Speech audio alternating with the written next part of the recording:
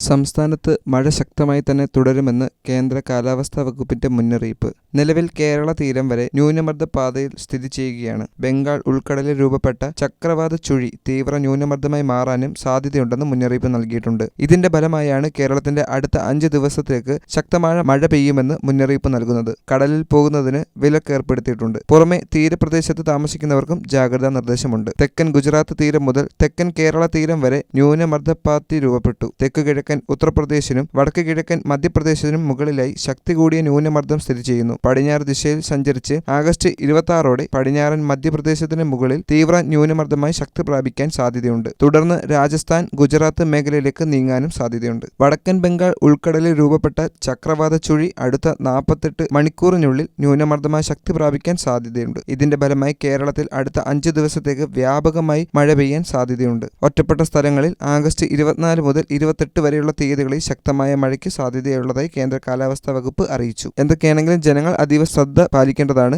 ശക്തമായ മഴയിൽ കഴിഞ്ഞ ദിവസങ്ങളിൽ മധ്യ കേരളത്തിൽ വളരെ വലിയ നാശനഷ്ടങ്ങളാണ് സംഭവിച്ചിരിക്കുന്നത്. അതിനാൽ തന്നെയും എല്ലാ ജില്ലക്കാരും വളരെ ശ്രദ്ധയോടെ ഇക്കാര്യങ്ങൾ കൈക്കൊള്ളേണ്ടതാണ്.